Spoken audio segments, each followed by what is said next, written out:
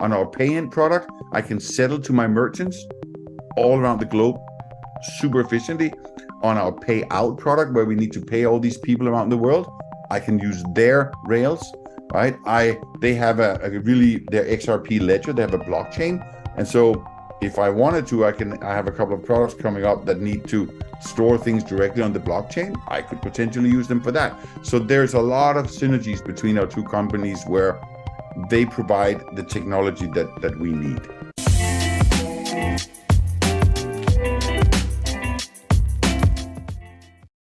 This content is brought to you by Uphold, which is a great crypto platform that I've been using since 2018. Uphold has all the top cryptocurrencies, Bitcoin, and all the altcoins. In fact, they have 260 plus cryptocurrencies on their platform. You can also trade precious metals, stable coins, and 37 fiat currencies. In addition, they are available in over 150 countries.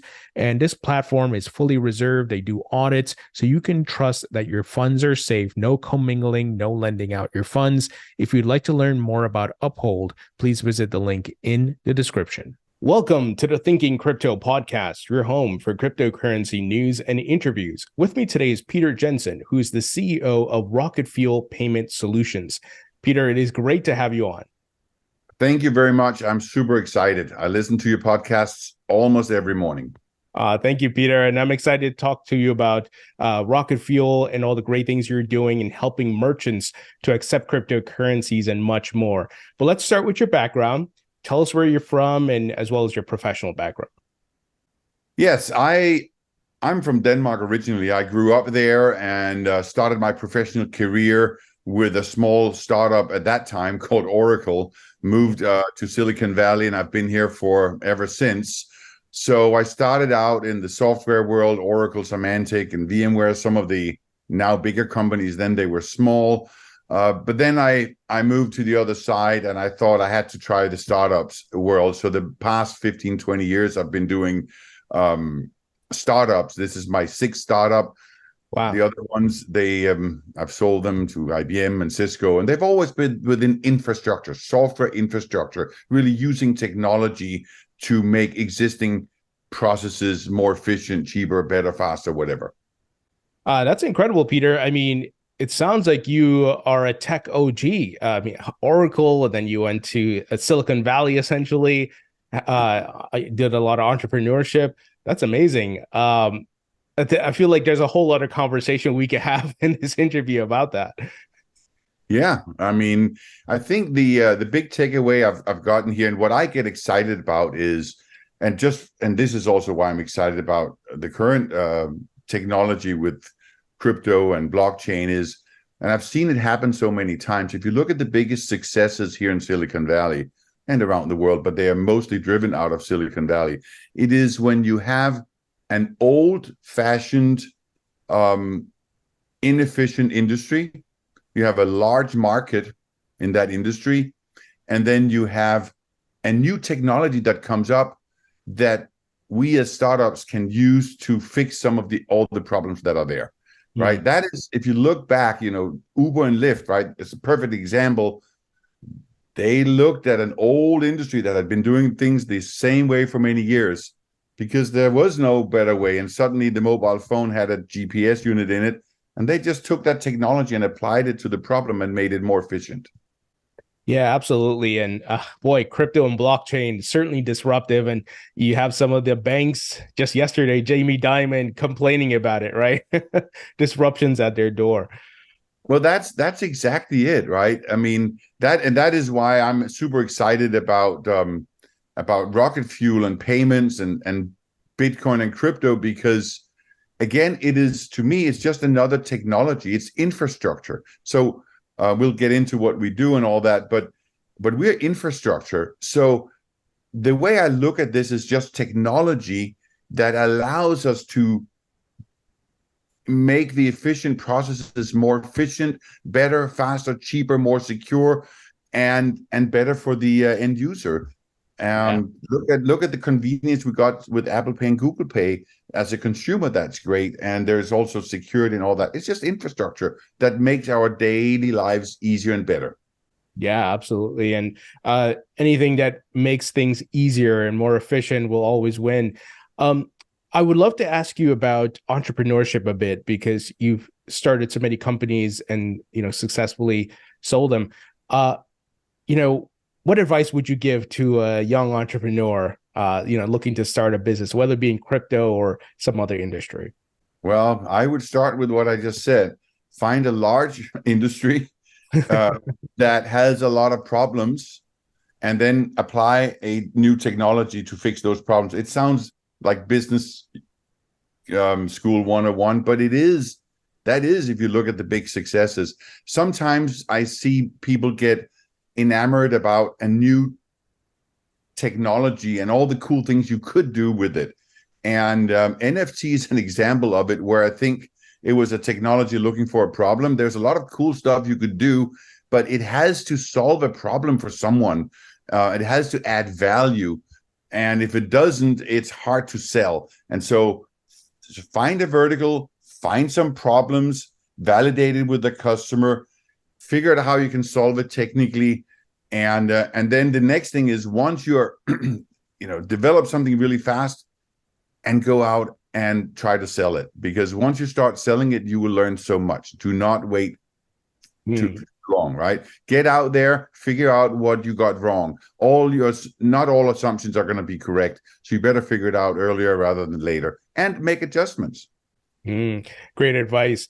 So I have to ask, what was your first encounter with Bitcoin and crypto, and what was the aha moment for you? Yeah, I played around a little bit with crypto, bought some at Coinbase, and I'm like, okay, that's cool. And I did it for the same reason many people did it in the early days, which is they looked at crypto as an asset, where you buy Bitcoin or whatever you bought and you hope that it would go up. Nothing wrong with that. That's one use case for crypto. And then I had looked at it that way. And then when I was introduced to RocketFuel and I learned more about the payment space, I'm like, well, hang on. This is a technology, and I learned more about blockchain technology underneath crypto. So the underlying technology is blockchain, and crypto is just a use case on top of that, one of many. Just like in the early days of the internet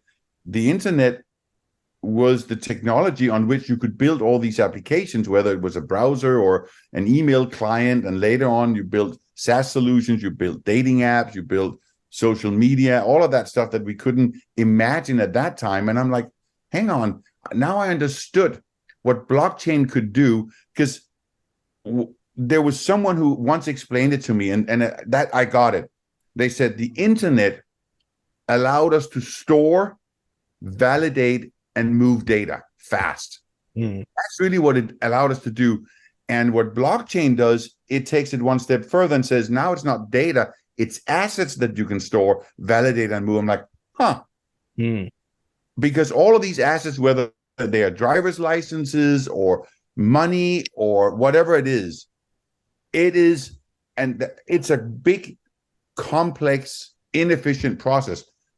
Anyone who's bought a house, they know the amount of paperwork and this and that and intermediaries. It's crazy. And then I thought, when I met RocketFuel and I learned more about the payment industry, then I said, and that again, what triggered me was Uber and Lyft. They use the mobile phone to move people from A to B in a more efficient way. They use technology to make that process more efficient. And then I thought about, when we move money, we all move money, not just people, businesses. Right. Businesses move money. They pay each other across borders and all of that.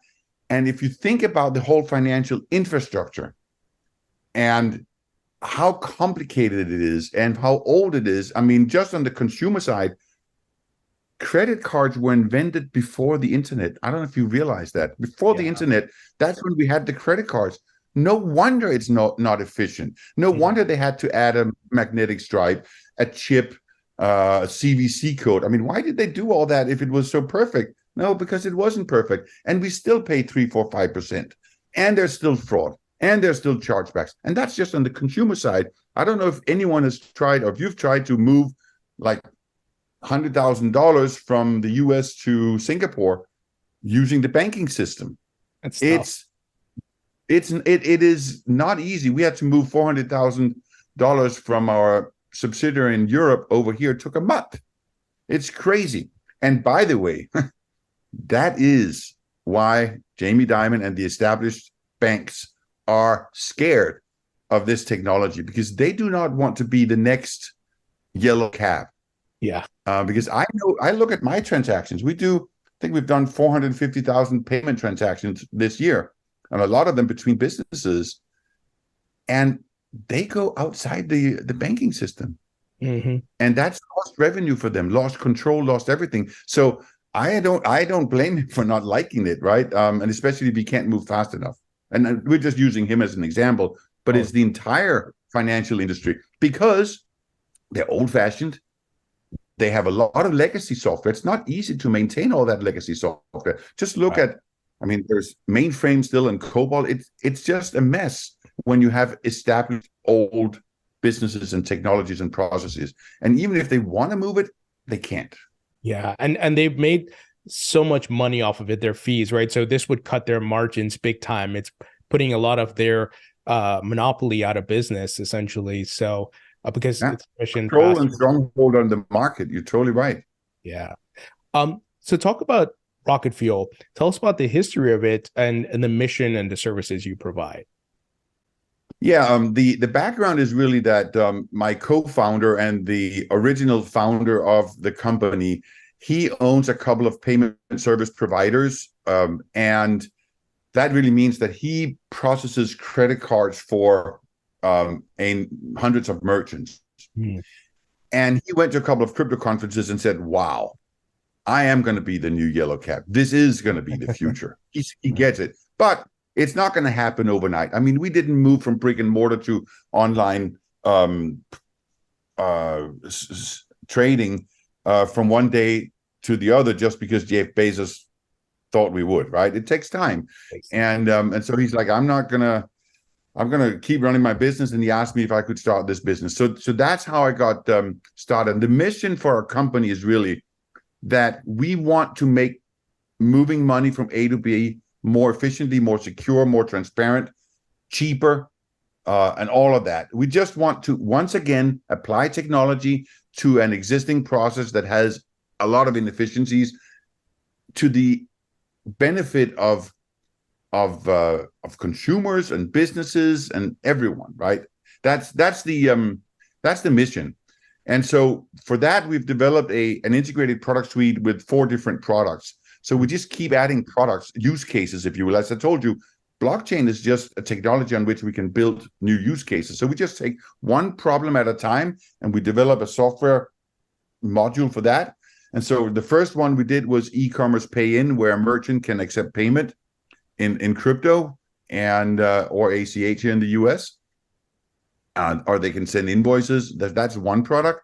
The next one was that we call that pay-in, where the merchant receives money. The next thing is pay out.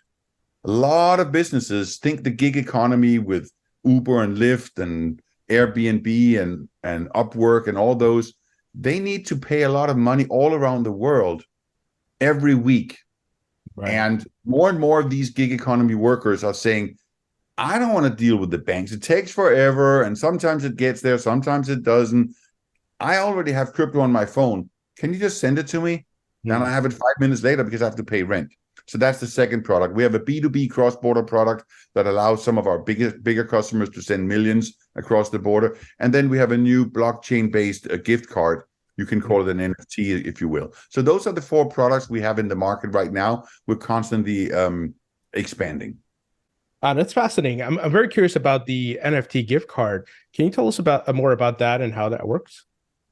Yeah, I mean, as you probably know, the gift card industry is huge and profitable and all of that. But again, it's old-fashioned and it's not efficient with going down to Safeway with a card and all this stuff, right? Why not make that electronic just like everything else? So with our NFT-based or blockchain-based gift card, a merchant can go in, a shopper can go in and spend, let's say, $100 or $1,000 and buy one of our gift cards. It'll all be or it is all being documented on the blockchain, and then they can use that gift card anywhere in the RocketFuel ecosystem with all the merchants.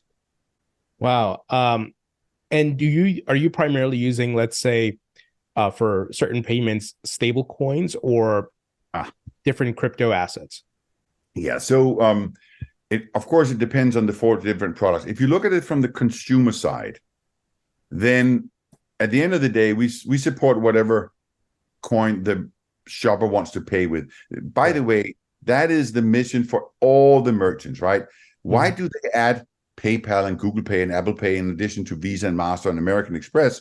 They do that because they want to be able, they never want to turn away a customer. They want to accept whatever they have. Exactly. So yeah, so for pay-in, it is whatever the customer has. Now, we have a lot of data over time, 450,000 transactions this year, so we know what people are paying with. We definitely see a trend towards stable coins, and if you just take that for a little bit, the future of payments is stable coin. Just think about it. Would you want your salary paid out in Canadian dollars? Say, don't worry about it. It's pretty stable, and it probably will go up, but it could go down. No, you wouldn't do that, even though you could pay with it down in the store. You want something that does not fluctuate. And it's not just consumers, it's also businesses, because businesses are not in the business of, most of them are not in the business of foreign or in currency speculation. So yeah, so that is clearly, we see a trend moving towards stable coins for payments, because we're just moving value from A to B in a more efficient way, and nobody wants to lose money or win money. So for example, on our pay-in product, when our shoppers pay with all sorts of coins, Bitcoin and XRP and Ethereum or whatever, and stable coins, all our merchants, 99% of our merchants say, just settle to me in dollars or euros. And again, people, we in this space, we make it too complicated, or we overthink it.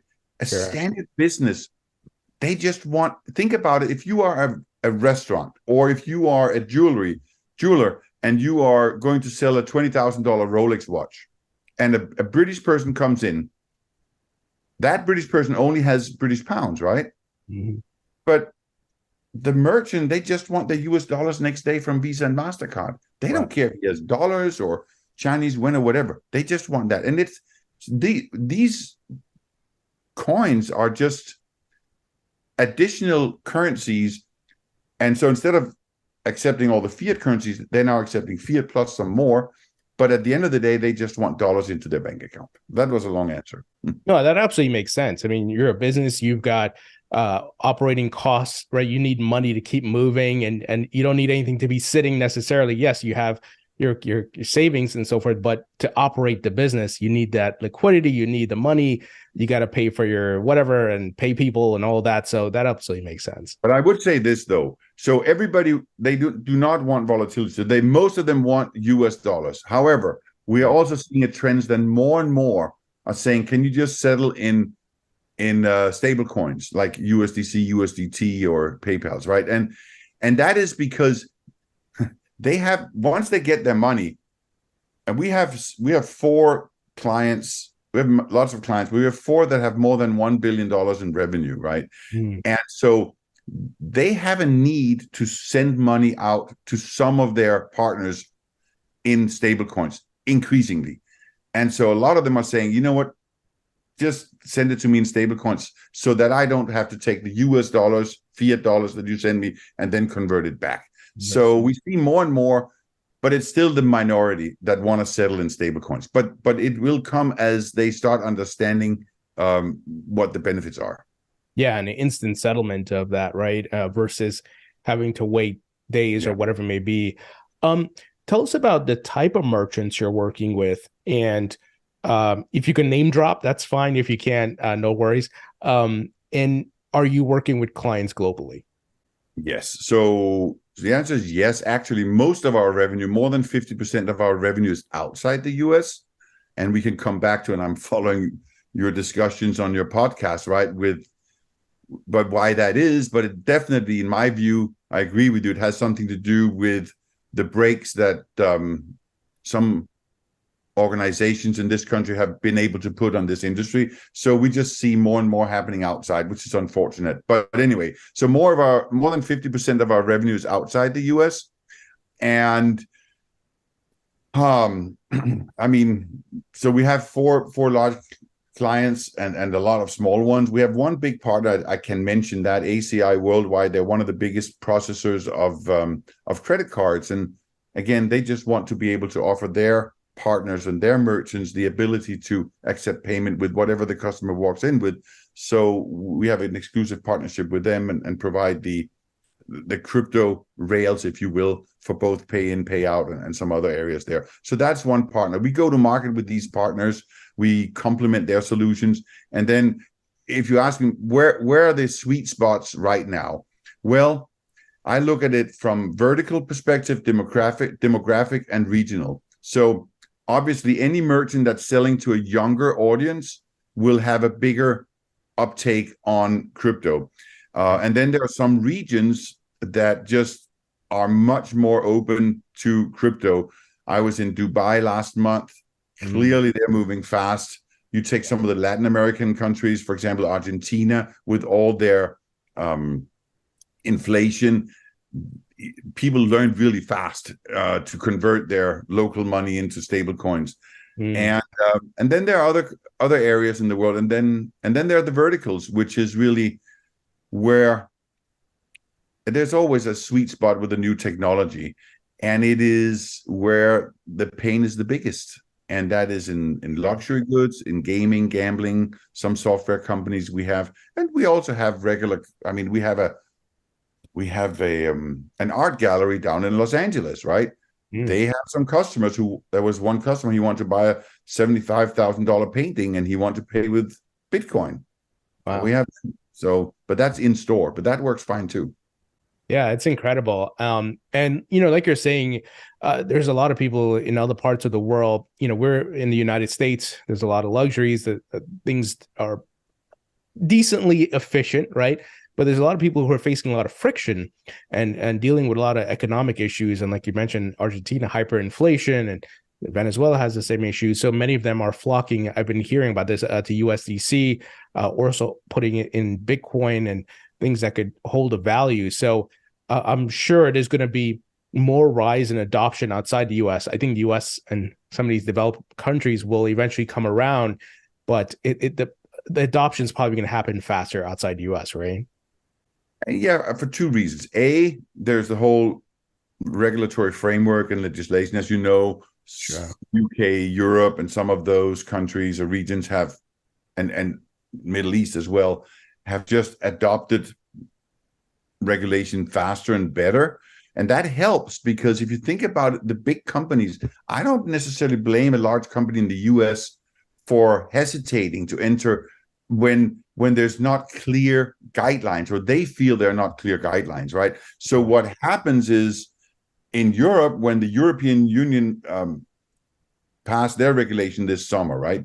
Then suddenly that forces every board of the large companies to at least think about these things. Like, what should we do? Let's start understanding it. They must be serious about it when Christine Lagarde says there's going to be a digital euro, and now we've done all the legislation around it. Okay, this is not just something that people are saying, oh, this is not going to happen. Why would they do all that? And the same thing is going to happen here, hopefully. And then one more thing, the benefit for us in the Western world is efficiency. So the way I look at it is, if you take $1, and how many times does that go around in our society in a year? You get your payment, your salary, then I go buy a flat screen TV. I pay every time the money moves, we pay a fee, right? Mm-hmm. So paying the salary, buying the TV, then Best Buy needs to pay Samsung in Korea, and then Samsung needs to pay their vendors, and then that dollar moves around 2, 3, 4 times, and every single time we pay a fee. And but it's only money, right? So we can get more efficiencies out of it. But if you look at some of the less developed world, all the unbanked, Yeah. I mean, if you don't have a bank account, then with crypto, you don't need a bank account. And this is also why the banks are a little scared, right? Because if you don't have a bank account and you're sitting in Latin America or China or in India, and by the way, we're talking billions of people who could be potential bank customers. But if they get stablecoin sent to their phone and they can pay with it everywhere, and then you want to tell them that they should have a bank account, they're like, and why should I have that? Right. And And then that is billions of people who could become banking customers who will not become, or maybe they will become banking customers when they need to buy a house or do something more complex, but not just for getting salary and all that. I don't need a bank account. exactly. And then I was going to mention that, for example, certain platforms like Coinbase and so forth allow you to take those stable coins, lock it up, and earn interest that's higher than many than the banks out there are offering, which is next to nothing in many regions. I mean, but I mean, I spent a lot of time down in El Salvador, and I've mentioned this example before, but I don't know if people realize it. Some of these countries, they have 40%, 50% who don't have bank accounts, right? So what does that mean if you don't have a bank account? Have you ever thought about that, Tony? Let me give you an example. Mm. A family of two living an hour outside the city. They have a little shack with a little metal roof and what have you. Two things they have. They have a little wire with electricity, and then they have a phone. They all have phones. Mm.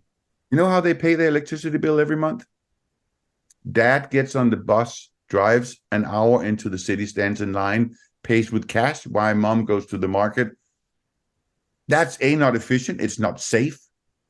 It's crazy. Now, if they can get some coins on their phone and the electricity company accepts it, they can pay that bill and save that hour, and he can walk with his wife to the market to make sure she doesn't get robbed or other things, right? I mean, that's the change in daily lives that this technology, just like in Africa, they skipped the fixed landline and went directly to mobile. I think they're going to skip the banks. Mm. Wow. I can certainly see that happening because they're not. I was talking about it. They're not stuck in the infrastructure that's like a giant ship that's hard to steer, right? And takes forever to change. They're starting from a place where we have needs, and this solves the issues, that we could jump straight to it. The infrastructure is there because of the mobile phone or smartphone. So it's pretty incredible. The adoption rate will be way faster. Of course. Now, recently, RocketFuel partnered with Ripple. Tell us about that partnership, how that came about, and what are the next steps there? Well, Ripple is based here in San Francisco, where I am, and we've been following them for a long time, and they share our vision about using technology to move money from A to B. And I also commend them for being pretty pragmatic. I feel I'm pragmatic in that this is not a religion. This is technology to make things more efficient, and things are not going to happen overnight. And so they believe in blockchain and all of that, but they also realize that the majority of payments right now or money movements is still happening with fiat. And so we're using them in some of our products. And we are looking at expanding, right? Because right now, what they're doing is they're making it really fast, efficient, and inexpensive to move fiat from one country to another. It seems simple, right? Most people think, oh, I want to move money from one country to the other, call up my bank and do a wire. It's not that simple. Right. And they are solving this using pretty advanced technology underneath it. And we can use that in all our payment products. On our pay-in product, I can settle to my merchants all around the globe super efficiently. On our pay out product, where we need to pay all these people around the world, I can use their rails, right? They have their XRP ledger, they have a blockchain. And so if I wanted to, I have a couple of products coming up that need to store things directly on the blockchain. I could potentially use them for that. So there's a lot of synergies between our two companies where they provide the technology that we need. I don't know if you can answer this, but on-demand liquidity product, are you using that in any way, or is that not really something that's relevant to what you're doing? No, that is exactly what we're using it for, right? Okay. And that is, so I was down in Dubai and I was attending their Swell conference and gave a presentation on how we use that product, which allows us to move money super fast. Mm. And it's just important because some of our bigger merchants, it's liquidity for them. And if it takes 2, 3, 4 days to send money to Dubai, then and they can move it in an hour, that's better. Mm. Yeah, absolutely. So what else is on your roadmap for 2024? What can we expect? Well, we want to keep expanding our product suite. We believe that our customers, especially the big ones, they don't want to have a lot of point solution vendors. They don't want to have one for pay in, one for pay out, one for B2B, cross-border, and so on. They want one integrated suite of products, just like Microsoft Office. And so we're expanding it with a rewards program and some other interesting things. So on the roadmap is continue to expand our product portfolio. And we do it because our target customer, they are medium to large customers. So we want to go back to them and say, we solved one problem for you or two problems with the pay in, pay out product. Now we have another product that use the same modern technology so we want to go back and sell more to them. That's that. And at the end of the day, from a business perspective, we want to just continue our growth. We are growing right now 2 to 3 times per quarter. And our goal is to process 300 million blockchain and crypto transactions next year. So if we can do that, and it's just a proof when people say, is blockchain and crypto really being used for payment transactions? We are in our first year of full operation, 450,000 payment transactions in 11 months. Someone's doing it, right? We have 122,000 individual shoppers who have made a payment using our technology with all our merchants. 122,000. And we're a small company. Wow. It's happening, Tony. It's happening. I know you know. Oh, yeah. And my next question was going to be, and this is a hard question because it's, speculating a bit. When do you think we see, let's say we go to an Amazon or a Walmart, some of these big retailers, and you see that option to pay with stable coins or crypto? Do you think that's a few years away or 5 years away? What do you think on that? Those big companies need to feel comfortable that your friend from the SEC doesn't come after them, right? Yeah. So they don't want to rock any boats, right? They're big companies. They, from a PR perspective, all that stuff. So that's one thing that needs to happen first. It's happening overseas. That's why we see more adoption over there. So that needs to happen. But assuming that, and I do see it's going this way, and we can talk about that, but it is going this way. But then the next thing we need is people to get more comfortable with and understand what crypto is. Most people today think that Bitcoin is crypto and it's volatile, it's dangerous and all that. Very few people know what a stable coin is and what a CBDC is, and that it takes away all those concerns and just makes their lives easier. That'll take time. Now, initiatives like PayPal's stablecoin being rolled out to 440 million users, that will definitely help. So to answer your question, it's going to take time. The regulation is important. We need some of the big players, also the ETFs that we talk about. We just need to get the word out there, educate the consumer base. I remember, and this is before your time, and I barely remember it, but when the ATM card was available and you could go into the little machine outside the bank and get cash out, my mom still for years would go into the bank. I don't know. And right. that's human nature, right? Yes. So we as the industry have an opportunity, and that is something we're working hard on, because how can we make it super easy? For example, when people make payments with our technology, they don't have to use a QR code. I'm sorry, my mom, my sister, using QR codes, copying addresses back and forth, it's got to be the Apple Pay experience, right? So we in the industry also have to improve it, and we will, and we are. Yeah, absolutely. I want to talk about the crypto market at large because it, related to what we're talking about with Gary Gensler and the SEC and so forth. When do you think in the United States we see comprehensive regulations? I feel the pressures on them. I really feel. Let's see what happens in the election. That could change things. But I see even now, no, not even. I see both Democrats and Republicans on both sides, some of them getting it and understanding it, some of the younger people there. And that's a good sign. And I feel that what's happening with the SEC and Ripple and all of that, and the fact that the fact that PayPal is coming out with a stable coin and all of that. I feel that the tide is turning and the government is realizing that we can't stop technological progress, which, by the way, why should we? We've always here in the US been the leader in pretty much all technology. 80% of all the high-tech companies are based in the US, and many of them here in Silicon Valley. So I feel that, what I think they're doing is they're like, let's limit it to a few companies that we can work with. That's what they'll say. I'll say that they can control, but Coinbase, PayPal. So I think they're sitting down and saying, hey, guys, let's make a plan for how this is going to be. We want, and I don't blame them.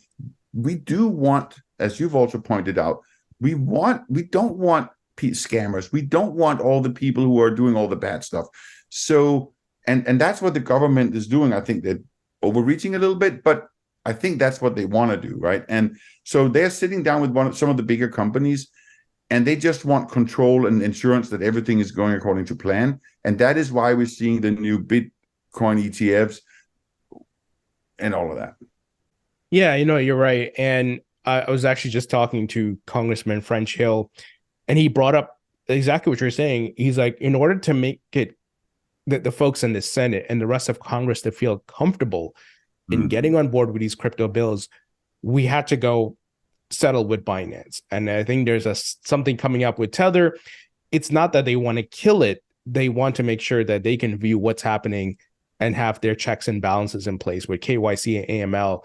So I get that perspective, right? They want to know that these things are in place before they go all in. But the tide is changing, right? And we're seeing, like you said, younger members of Congress, Democrats and Republicans, jumping on board. I mean, just last night, the presidential debate, GOP, crypto came up as a topic. And it was pretty interesting to see the takes from the different candidates. And I think also we as the industry, it's just like in politics, you have people all the way out on the left or the right, right? And we have that in the industry too. Let's face it. I get the whole idea with blockchain and decentralized and private and all that. But we live in a society that is based on a certain structure, including paying taxes for our roads and all that. You can like that or not. I'm not being political here. That's the reality. Sure. Therefore, if we want this technology to be rolled out in our society to the benefit of all of us, for the reasons we talked about, lower cost, more transparency, faster, better, cheaper, all that stuff, we need to accept that the government is going to provide some rules and a framework from within we can work. And so anything else, it's not going to happen, okay? So let's work with the government. Let's define the rules like we have in the financial sector. Yeah. Yes, and it happens with Uber in the beginning also. There weren't any rules, and it wasn't fair to the taxi drivers because they could pick up at the airport and didn't have to pay the $4 fee or whatever it was, right? Sure. Let's just make it an even playing field and let's go, because the biggest cost is not taking advantage of this technology and continue to pay 3, 4, 5% every time you go to the restaurant. Yeah, you're absolutely right.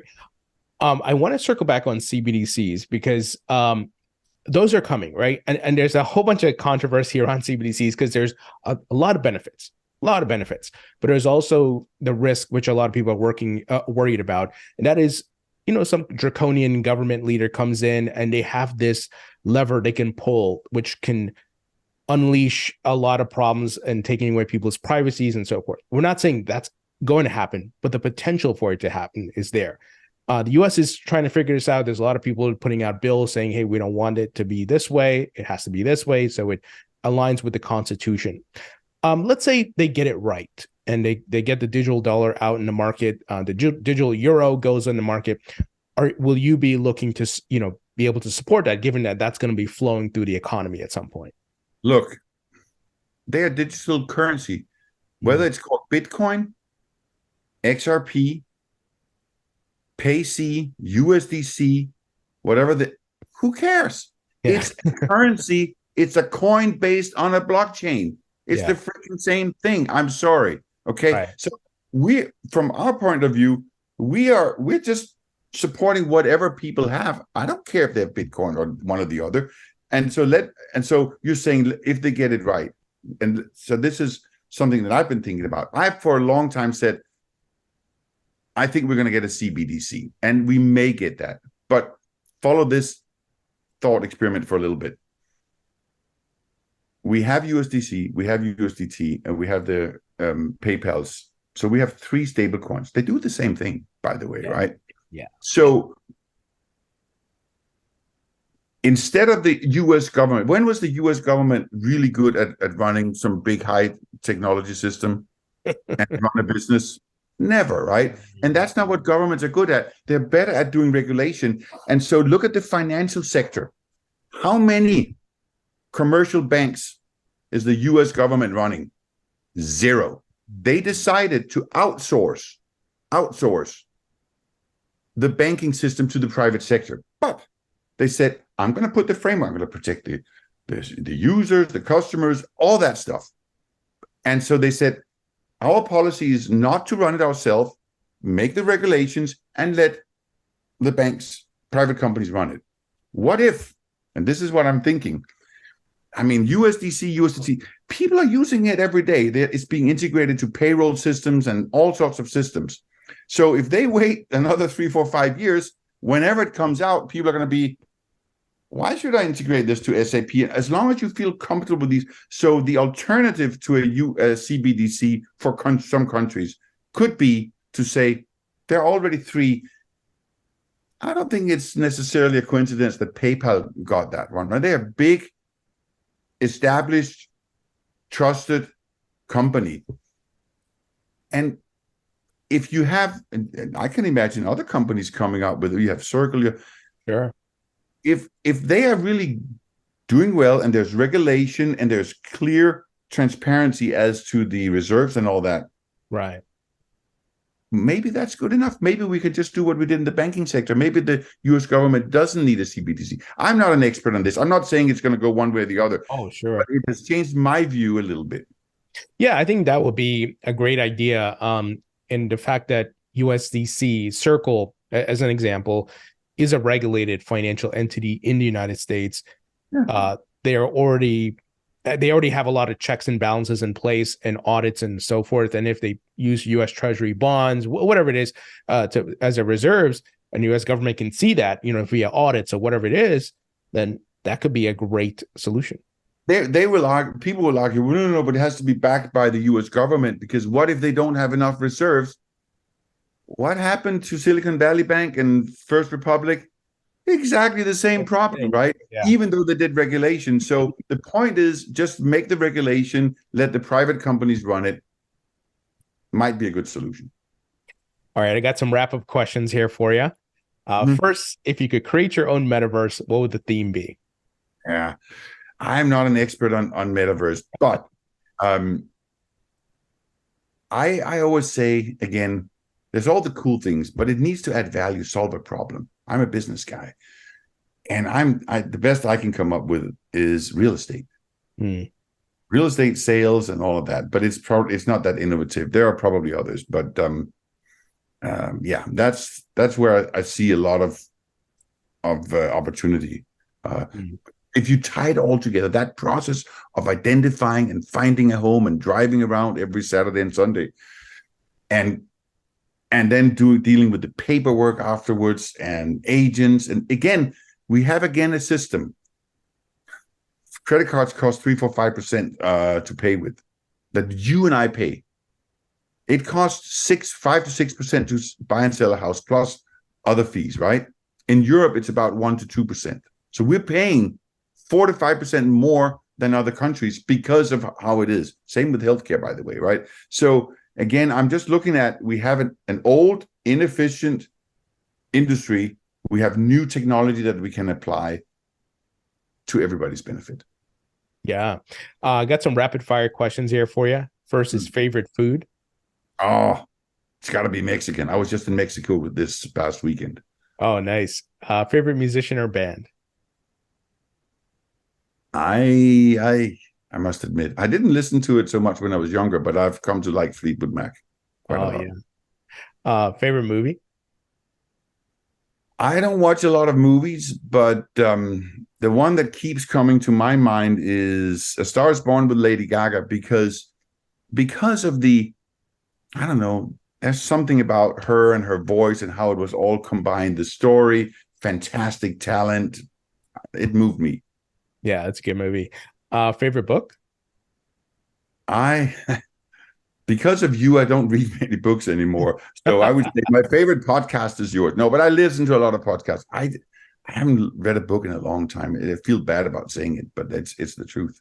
You know, it's funny, Peter, I was thinking about that the other day because I also have not been reading as much, but I've been listening to podcasts. But then it dawned on me, books are just ideas and thoughts, right? And stories. Mm-hmm. Podcast, that's what podcasting is. You're listening to people who have knowledge on certain things, whatever it may be, and you're intaking that. Yes, it's not exactly like a book that's telling a very detailed story, but that's the way knowledge is being spread now. So I think we are reading in a sense, but in a different format. Yeah, I don't know if you agree with me. And I read I mean, I have podcasts not just on business, but all sorts of things, relationship, and how can you improve I mean, those are the books I would read in the past. Like, how can I improve my relationship with my partner and all of that? Yeah. Oh, no, absolutely. It's just as what you're saying. I also I'm listening to tech or, culture or philosophy, whatever it is. Right. And those many times are like over an hour podcast and there's deep dives into different topics. So it's like a book. Yeah. So I feel that's a way we're gaining knowledge now. I don't know. There's an evolution. I don't know. Yeah. And when you're not working at RocketFuel, what are you doing for fun as a hobby? I took up sailing 3 years ago. So I live here outside of San Francisco in Sausalito, beautiful place to go sailing. So that's fun. I like skiing in the winter and just outdoor life here. Cycle a lot. I am jealous because sailing is on my bucket list. I need to move somewhere though where there's, like off the coast of California or something, or Florida, and learn how to sail. Tony, call me when you're in San Francisco next time. I definitely will. Peter, absolutely a pleasure chatting with you. I'm excited for the future updates of RocketFuel. Thank you for joining me. Thank you very much.